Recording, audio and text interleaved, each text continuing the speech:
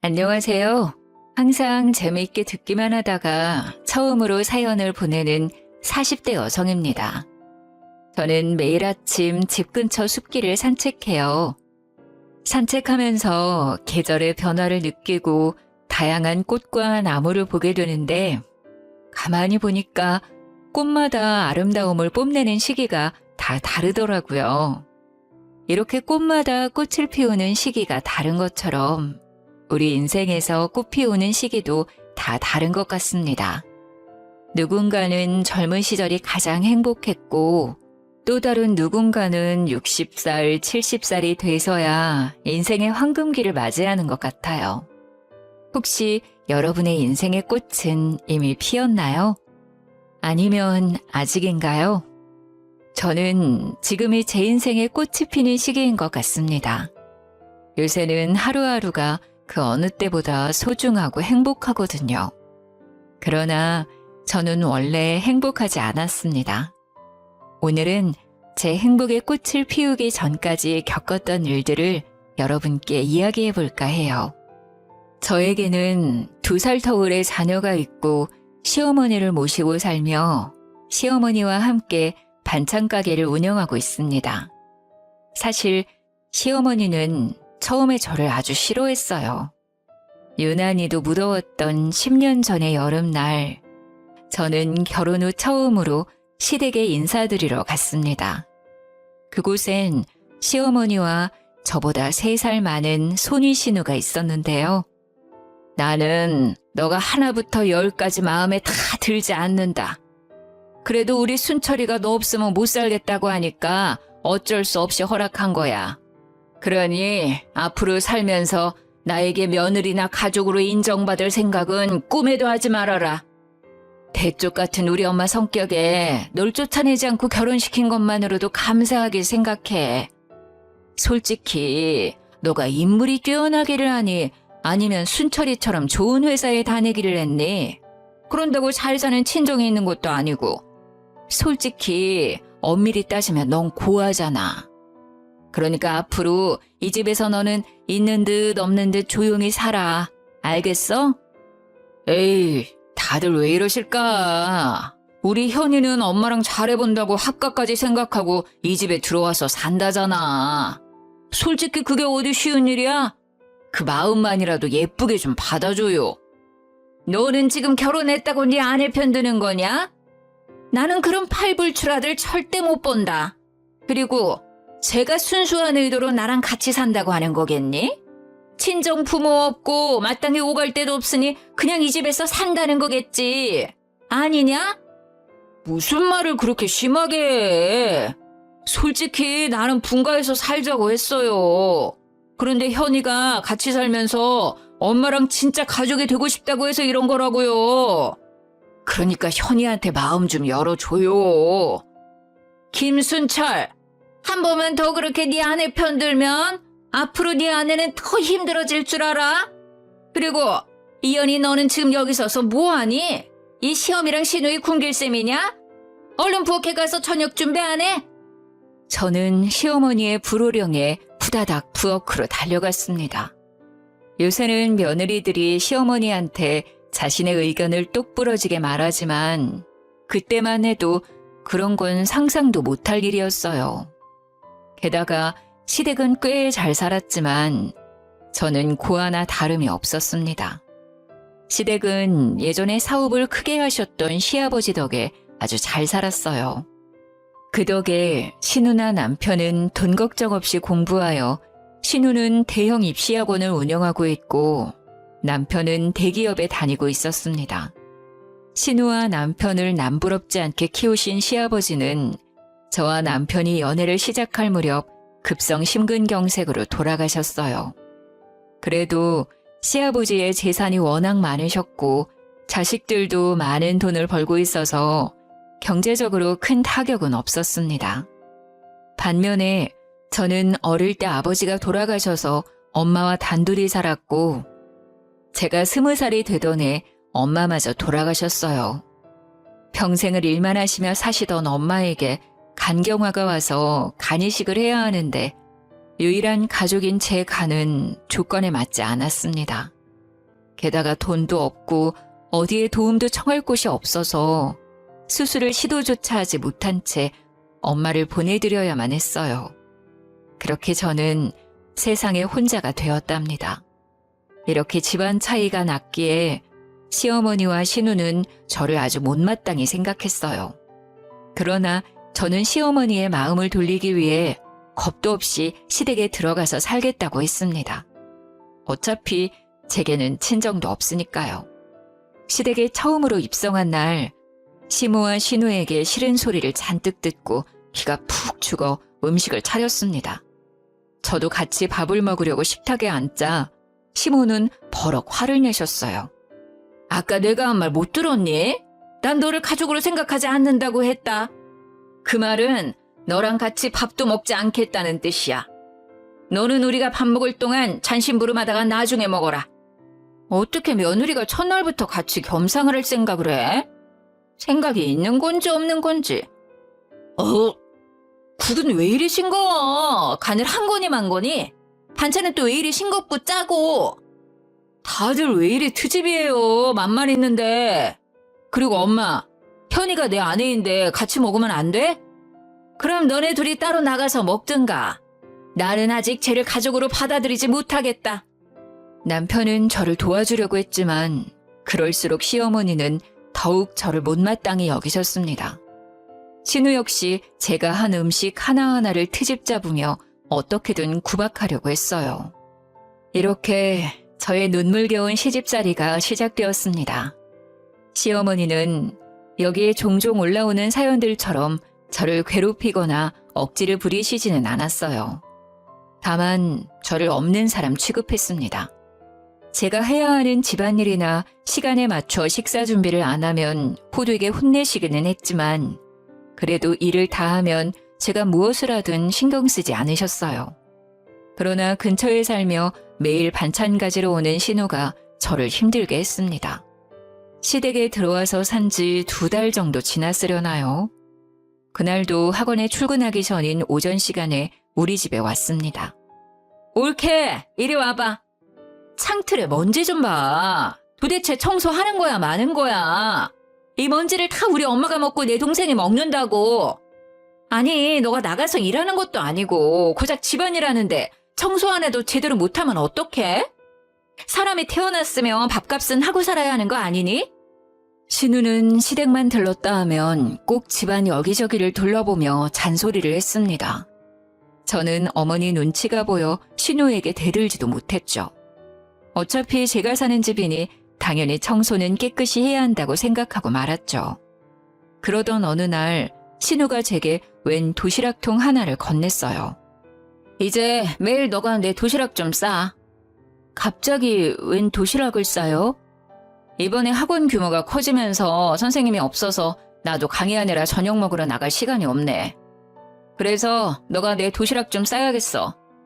사실 시어머니가 갓 지은 밥만 드시고 반찬이나 국도 냉장고에 한번 들어갔다 나오면 드시지를 않으셔서 끼니마다 새로운 밥과 반찬을 해야만 했습니다. 그래서 항상 냉장고에는 바로 해먹을 수 있도록 식재료들이 가득했지요. 음식이야 매번 하는 것이니 충분히 할 수는 있는데 매번 반찬들을 다 가져가면서 자기 도시락조차 싸지 않으려고 하는 신우가 너무 얄미워 보였습니다. 저도 어머니 식사 챙기고 집안일 하느라 바빠요. 그리고 형님, 매번 제가 한 반찬들 다 가지고 가시잖아요. 그거로 형님이 직접 도시락 싸세요. 더 많이 컸다? 형님이 시키면 그냥 네 하면 될 것이지 어디서 지금 말대답이야? 신우의 앙칼진 목소리에 방에서 쉬시던 시어머니가 나오셨습니다. 이게 지금 무슨 소란이냐? 순자 너는 왜 큰 소린데? 내가 쟤한테 도시락 싸달라니까 제가 못하겠다잖아. 엄마, 쟤 요새 너무 편한가 봐. 신우의 무서운 줄도 모르고 말이야. 너는 그냥 도시락 싸달라고 하면 알겠다고 할 것이지 뭘 그리 소란을 만들어. 오늘부터 무조건 너가 순자 도시락 싸도록 해라. 이 일로 더 말 나왔다가는 집에서 쫓겨날 줄 알아? 시어머니는 역시 신우 편이었고 이 집에서 쫓겨나면 오갈 데가 없던 저는 그날부터 신우의 저녁 도시락을 챙겨야 했습니다. 그리고 다음 날 집 청소를 하고 있는데 이번에는 신우가 웬 보따리 하나를 제게 던졌어요. 요새 강의 끝나고 집에 오면 밤 11시야. 너무 시간이 늦기도 하고 피곤해서 말인데 네가 내 속옷 좀 빨아. 내 속옷 다 실크라서 세탁기 돌리면 안 되고 무조건 손빨래해야 해. 속옷, 손빨래요? 아니 형님, 인간적으로 본인 손빨래는 본인이 직접 하셔야 하는 거 아닌가요? 저한테 속옷 보이기 부끄럽지 않으세요? 저는 되게 부끄러울 것 같은데. 같은 여자끼리 뭐가 불편해. 그리고 이 집의 집안일은 당연히 며느리인 네가 해야 하는 거 아니야? 신우는 본인이 입던 속옷까지 손빨래하라고 명령하는데 죽어도 그 일은 못하겠더라고요. 솔직히 도시락이야 매일 하는 음식을 통만 바꿔서 담는 것이니 충분히 하겠지만 속옷 손빨래는 아니잖아요. 그래서 저는 못하겠다고 했고 당연히 신우는 이번에도 불같이 화를 냈고 그 소리에 어제처럼 시어머니가 오셨습니다. 왜 또 소란이야? 무슨 일인데? 내가 쟤한테 내 속옷 빨래하라니까 싫다네? 이 집에 며느리로 왔으면 당연히 내 속옷 빨래도 해야 하는 거 아니야? 저는 이번에도 당연히 시어머니의 불호령에 떨어질 줄 알았습니다. 그런데 시어머니의 말은 의외였어요. 순자야, 아무리 그래도 네가 나이가 어린 나이도 아닌데 네 속옷은 당연히 네가 빨아야지. 내가 너를 그렇게 책임감 없는 사람으로 가르치더냐? 그 보따리 다 챙겨서 다시 니네 집에 가져가. 그래도 쟤는 우리 집에서 일하는 사람이잖아. 내 속옷 하나 못 빨아?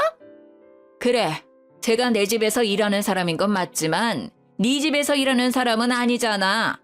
그러니까 잔말 말고 순자는 얼른 가고 너는 이제 곧 점심시간이니 부엌에 가서 밥이나 해라. 시어머니의 말에 신우는 나가고 저는 부엌에서 밥을 하는데 왠지 모르게 서러웠습니다. 두 사람은 여전히 저를 가족으로 생각하지 않고 집에서 일하는 사람 정도로만 생각하고 계셨어요. 원래부터 저를 싫어하는 것은 알고 있었지만 직접 들으니 더 서러웠습니다. 그러나 친정도 없고 변변한 친구도 없던 저는 그 누구에게도 저의 속사정을 말하지 못했어요. 제 남편에게도요. 사실 남편은 그 당시 회사에 일이 너무 많아서 별 보고 출근했다가 별 보고 퇴근하고 있었습니다. 회사 일로도 충분히 힘든 남편에게 저의 신세 한탄까지는 할 수 없겠더라고요. 그렇게 저는 속으로 사귀고 사귀면서 미련하고 멍청하게 신혼을 보냈습니다. 그러다 결혼 후 시어머니의 첫 생신날이 왔어요. 시어머니는 인정해 주시지 않았지만 그래도 며느리인데 잘 차려야겠다는 생각에 새벽부터 일어나 시어머니가 평소에 잘 드시던 음식들을 한 상 차렸습니다. 그런데 원래 시어머니 생신이라고 학원도 하루 쉬고 온다던 신우는 코빼기도 비치지 않고 제 전화도 받지 않더라고요. 게다가 남편은 회사에 갑자기 문제가 생겨서 철야 근무를 해야 한다고 했습니다. 결국 시어머니의 생신상에는 시어머니 혼자 앉게 되었어요. 생일인데 자식들 하나 없이 너만 있구나. 혼자 먹기 쓸쓸한데 너도 같이 먹자. 네? 저도 여기 같이 앉아도 돼요? 무슨 같은 말을 두 번씩이나 하게 만드니? 이제 너도 같이 먹자고. 저는 시어머니의 말에 뛸 듯이 기뻤습니다. 사실 그 당시 저는 시어머니가 호환 마마보다 무서웠지만 그래도 가족으로 인정받고 싶었어요. 그런 시어머니가 처음으로 같이 밥을 먹자고 하시니 드디어 제 노력이 인정받은 것 같은 생각이 들었습니다. 그날은 시어머니는 쓸쓸했을지 모르겠지만 저는 참으로 기쁜 날이었네요. 그 뒤로는 시어머니가 조금씩 말을 걸어주시기 시작했고 저는 마음이 편해져서인지 임신을 하게 되었어요. 임신하니 시어머니가 집안일을 많이 시키진 않았습니다. 하지만 식사 준비는 계속해야만 했는데요. 입덧을 시작하면서 입맛이 이상하게 변하고 밥 냄새조차도 맡지 못하겠더라고요.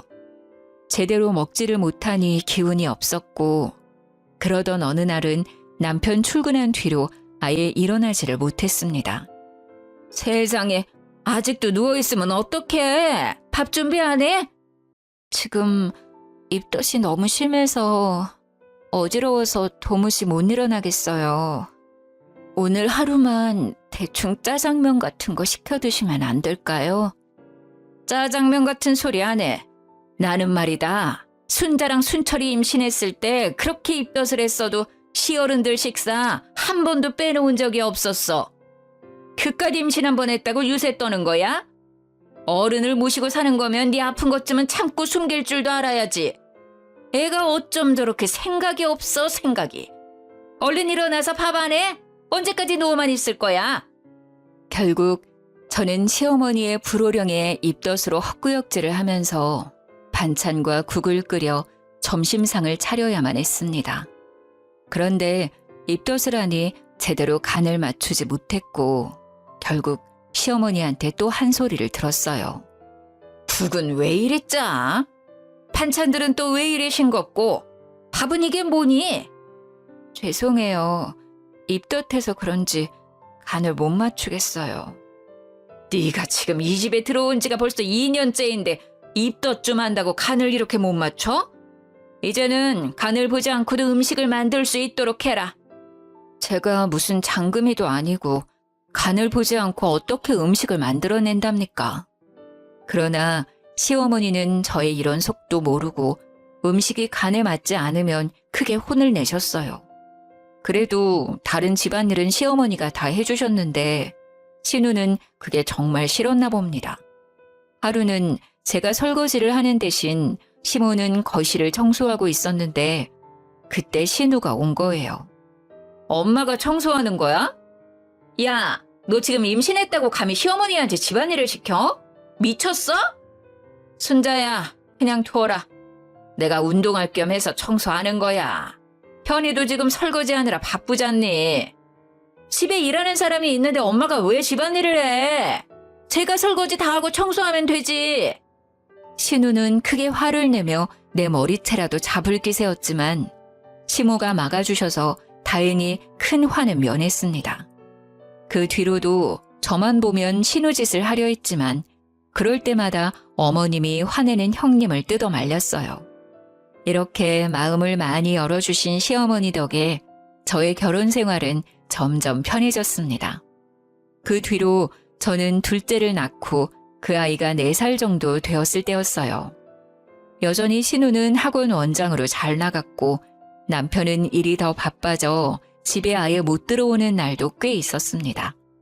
엄마, 이거 호텔 뷔페 식사권인데 이번에 엄마 친구들이랑 가서 식사하셔. 현이 너도 같이 가서 먹든가. 단 한 번도 시댁에 베푼 적 없던 신우가 호텔 뷔페 식사권을 시어머니와 제게 건넸습니다. 돈은 많이 벌지만 가족들에게는 한 푼도 쓰지 않는 사람이 무슨 일로 이렇게 좋은 것을 주나 싶어 조금 이상했어요.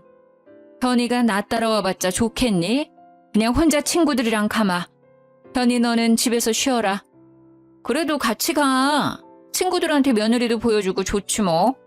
그리고 엄마 혼자 갔다가 길이라도 헤매면 어째? 신우는 걱정하는 표정을 지으며 자꾸 저더러 같이 가라고 하길래 어쩔 수 없이 그러겠다고 말했죠.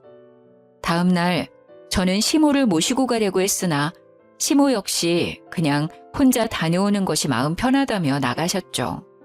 그렇게 1시간 정도 지났으려나요? 누군가 집 비밀번호를 누르더라고요.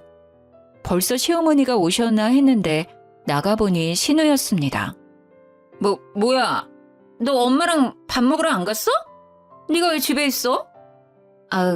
그게 어머니가 혼자 가시는 것이 더 편하시다고 해서요. 신우는 대답도 듣지 않고 후다닥 어머니 방으로 들어가 버렸습니다. 뭔가 이상해서 몰래 지켜보니 신우는 장롱 서랍을 뒤지고 있었고 서랍 깊숙한 곳에 숨겨졌던 시어머니의 통장과 도장을 꺼내서 자신의 가방에 넣더라고요. 어머, 형님, 그거 어머니 통장 아니에요? 그걸 왜 가져가요? 내가 가져가든 말든 네가 무슨 상관이야. 내가 이 집 딸인데 당연히 엄마 돈 좀 가져갈 수 있는 거지. 그래도 이거 어머니 돈인데 어머니한테 허락은 받고 가져가셔야죠. 아무리 가족의 통장이라도 막 가져가면 그것도 도둑질이에요. 뭐? 도둑질? 너 말 다 했어?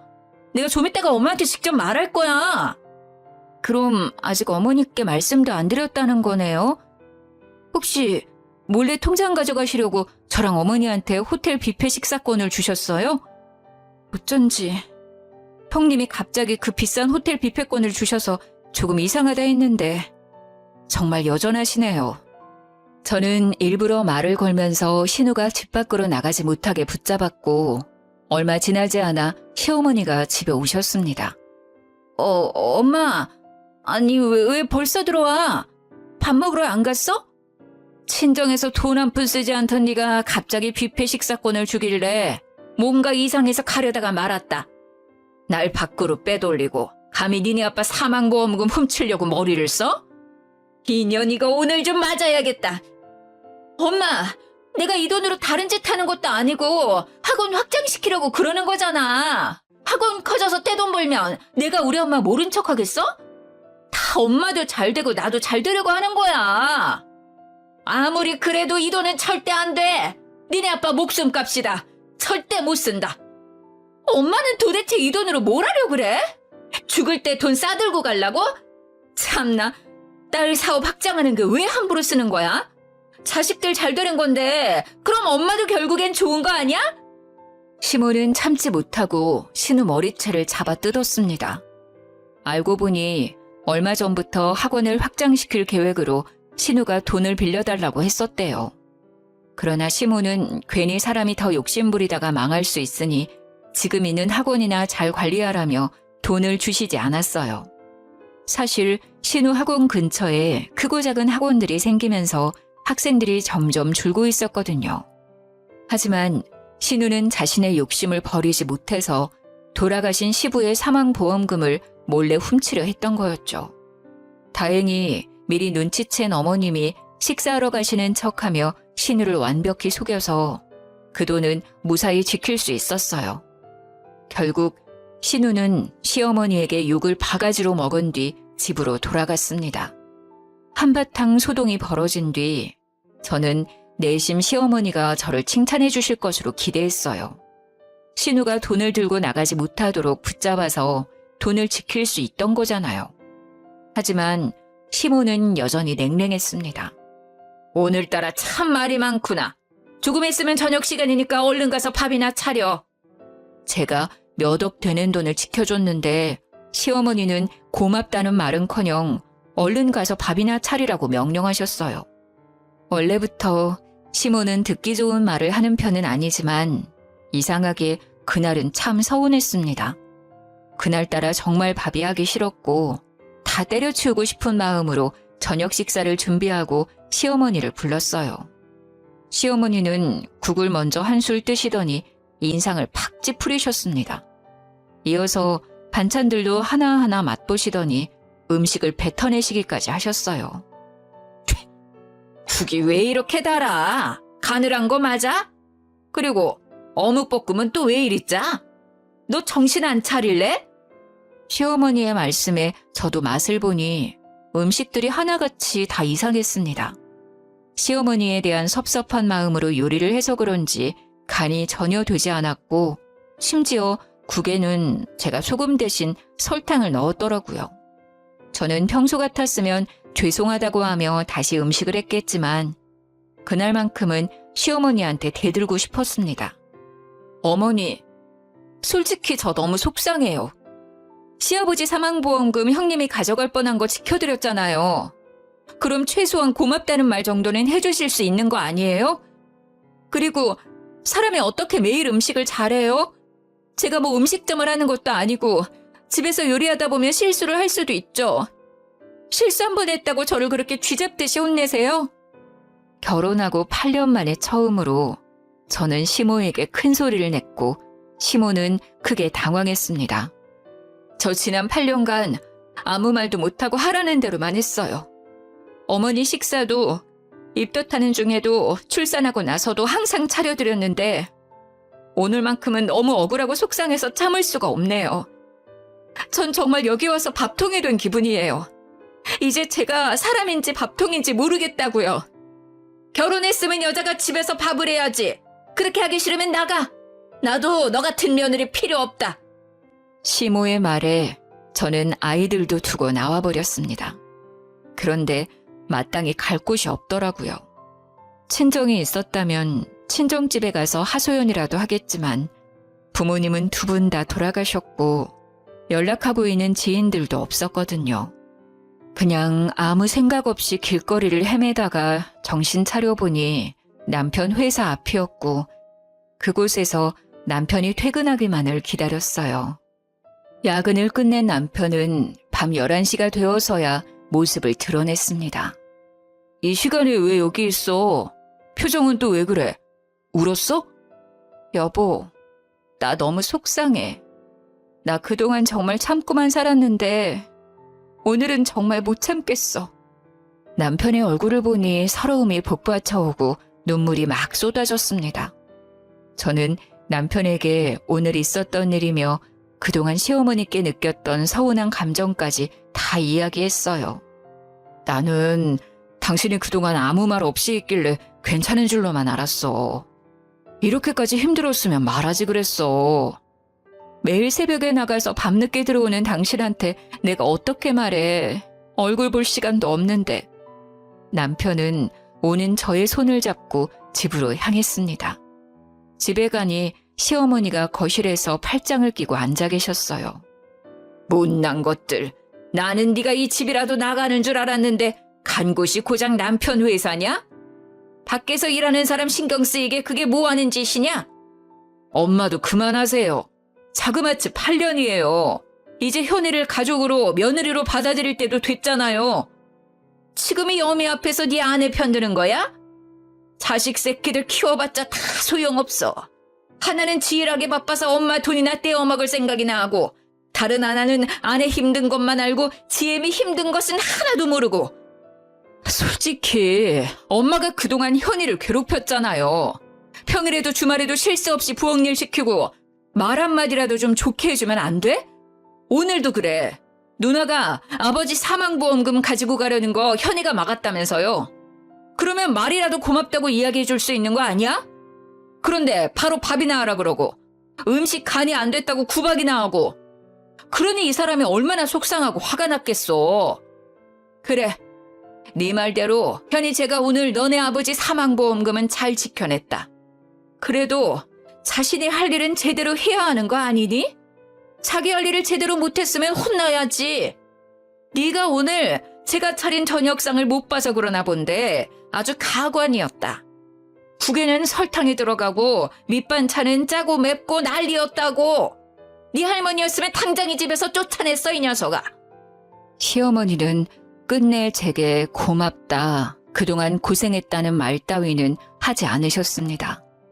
오히려 제게 제대로 상을 차리지 못했다고 구박하셨어요. 그 자리에 더 있자니 너무 화가 나고 속상해서 그냥 방에 들어가 버렸습니다.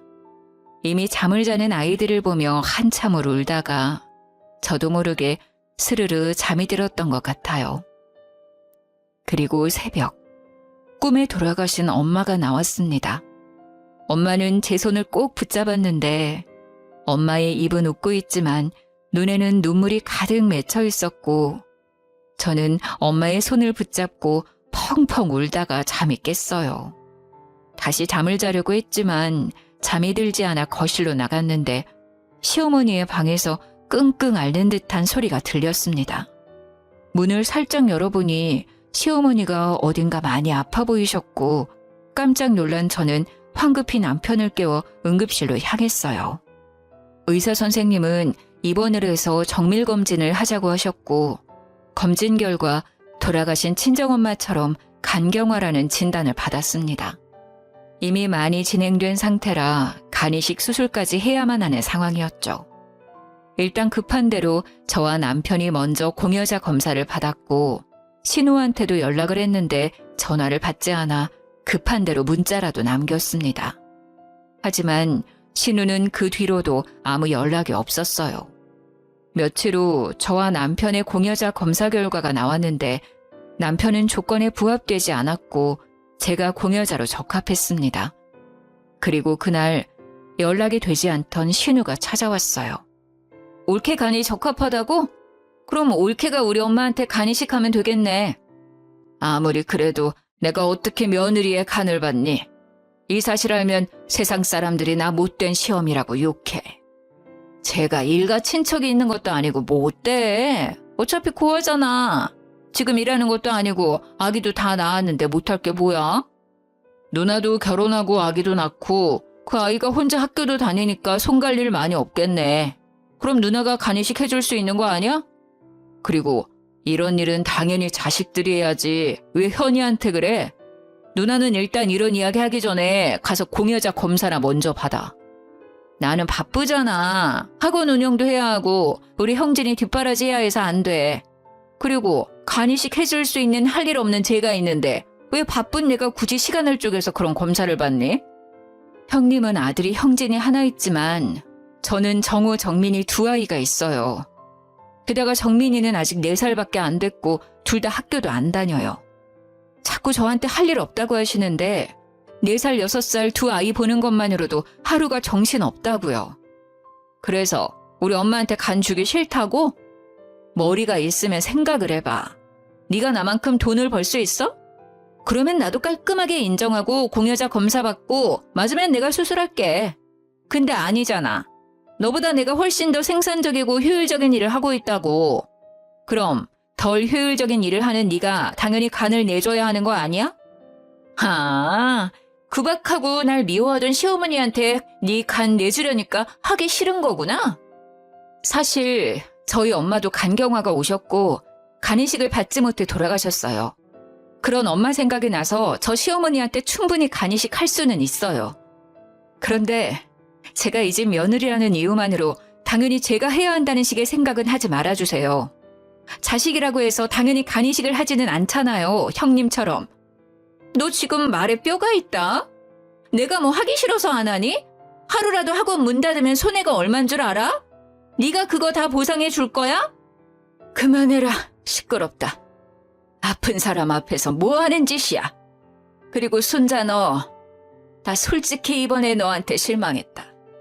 간이식을 하고 안 하고를 떠나서 일단 엄마가 아파서 응급실에 실려왔다고 하면 얼굴은 당연히 비춰야 하는 거 아니니? 요새 시험 기간이라 엄청 바쁘다고. 잠도 제대로 못 자는데 어떻게 와? 그래도 엄마 안 돌아가시고 별일 없이 계시잖아.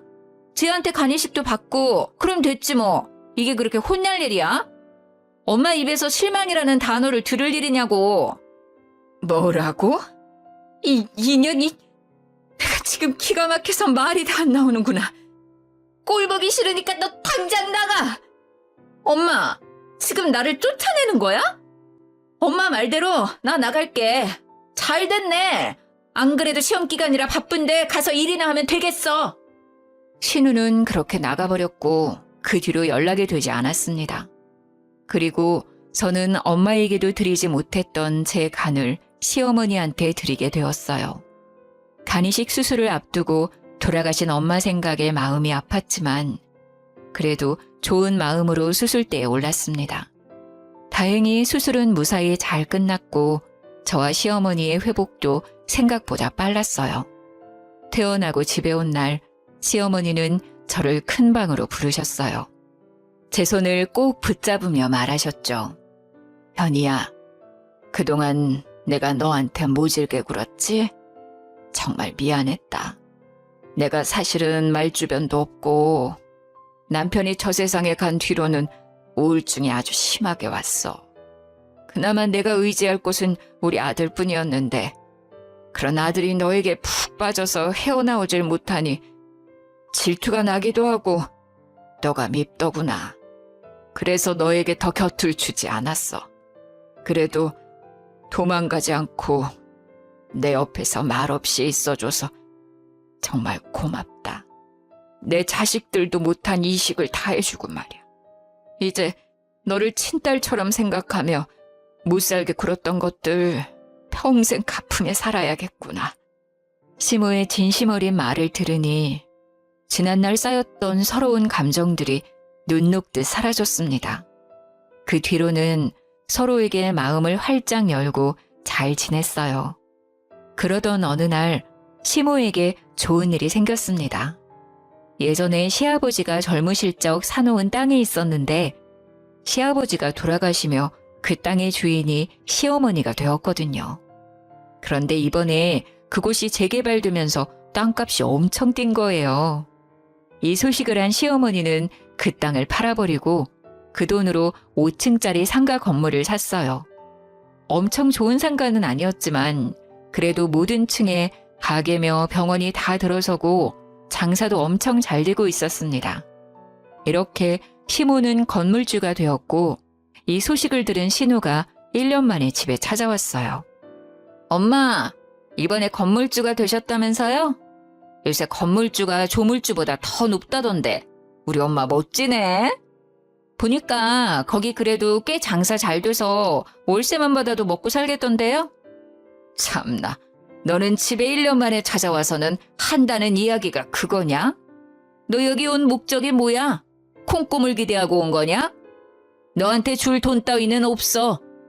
이제 우리 엄마 돈도 잘 버는데 하나뿐인 딸은 살기가 참 힘드네.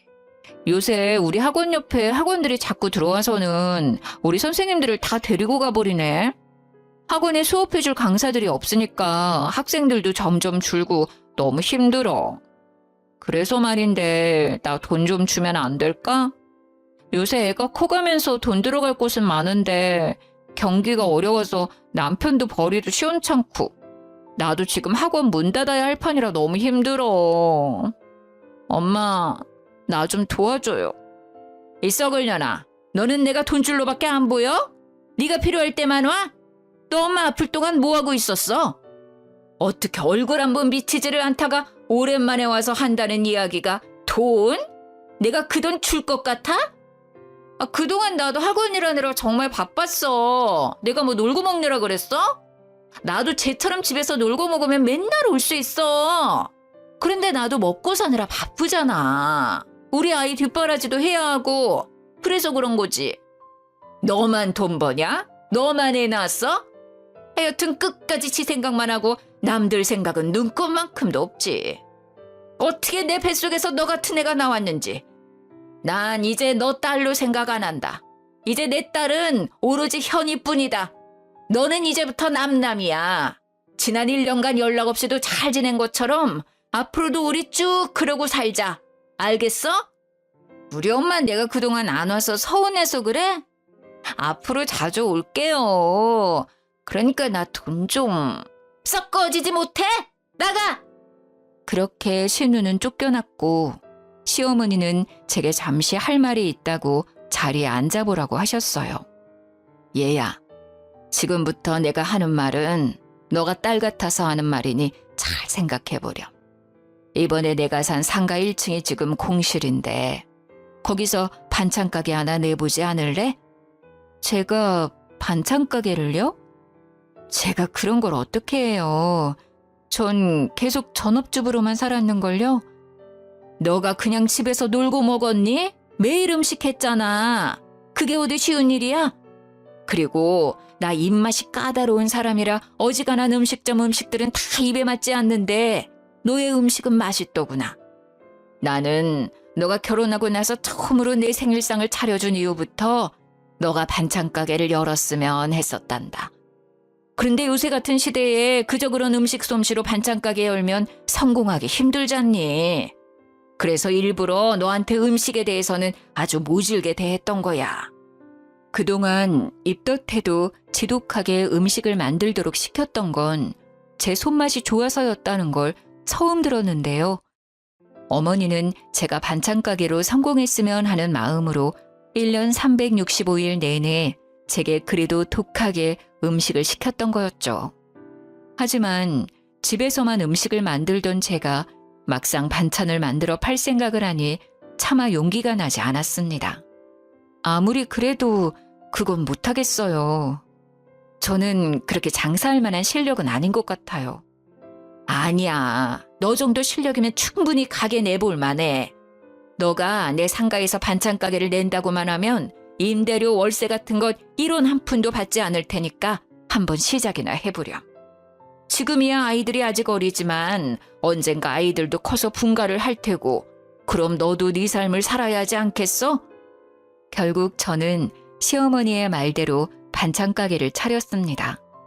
솔직히 가게를 오픈하면서도 제 반찬이 팔리면 뭐 얼마나 팔리겠나 하는 생각이 들었지만 시어머니의 입맛은 정확했는지 생각보다 장사가 정말 잘 되었어요. 그러던 어느 날 시어머니는 몸이 안 좋아서 집에서 쉬고 계셨고 저 혼자 반찬 가게에 있는데 신우가 대낮부터 술에 취해 깽판을 부리러 왔습니다. 야, 여기 반찬 가게가 그렇게 잘 된다면서? 우리 엄마 돈으로 반찬 가게 하니까 좋냐? 부모도 없는 네 년이 뭐라도 된 것 같아? 이 여우 같은 년. 순철이도 꼬시더니 우리 엄마도 꼬셔서 나도 못 받은 상가를 받아? 못 참아! 대낮부터 무슨 술을 이렇게 많이 드셨어요? 당장 나가세요. 지금 영업 중인 거 안 보여요? 신우는 아침부터 공들여 만든 반찬을 다 뒤집어 엎었습니다. 힘껏 막아섰지만 술에 취해 제정신이 아닌 사람을 말리기에는 역부족이었어요. 지나가던 사람들까지 난리치는 신우를 뜯어 말렸지만 그러면 그럴수록 더 거세게 반항했습니다. 결국 경찰을 불러 진압하게 했고 다신 얼굴 볼 일이 없었죠. 그러다 최근에 우연히 소식을 듣게 되었는데 신우가 운영하던 학원이 폐원했다고 합니다. 제 반찬 가게에서 난리를 치던 날 우연히 학원 수강생들과 그 엄마들이 보았고 원장인 신우의 폭력적인 태도에 크게 실망하며 대규모로 학원을 관뒀대요. 학생들도 없고 강사들도 없으니 당연히 학원은 문을 닫을 수밖에 없었겠죠. 신우에게 이혼을 요구하고 있다고 합니다. 사실 평소에도 사이가 좋지 않았어요. 워낙 신우가 천상천하 유아 독존으로 자기 잘난 맛에 살아서 항상 성격을 맞춰주며 살았거든요. 그런데 학원까지 망하니 사이가 더 나빠져 이혼을 요구하고 있지만 신우가 절대 합의 이혼해주지 않겠다고 버티고 있다네요. 반면에 저는 제 입으로 말하기는 조금 부끄럽지만 시어머니한테 간이식을 해준 효부가 운영하는 반찬 가게라고 소문이 퍼져서 동네 어르신들의 칭찬이 자자했고 이 때문인지 우리 가게는 아주 잘 되고 있습니다. 남편과 시어머니는 제게 돈도 잘 벌고 시어머니의 목숨도 살려준 사람이라며 엄청 잘해주고 있어요. 요새는 정말 제 인생에서 이렇게 좋은 날이 있었나 싶을 정도로 너무 행복합니다. 힘들고 외롭고 모든 것을 다 포기하고 싶을 때도 있었지만 그래도 살다 보니 사라지고 버티다 보니 제 인생의 꽃 같은 시기가 오기도 하네요. 마지막으로 혹시라도 힘든 길을 걷고 계시는 분이 있다면 제 이야기를 듣고 힘을 내셔서 꼭 여러분들의 꽃을 피워내셨으면 좋겠습니다. 지금까지 저의 이야기 들어주셔서 감사해요. 행복한 하루 보내세요.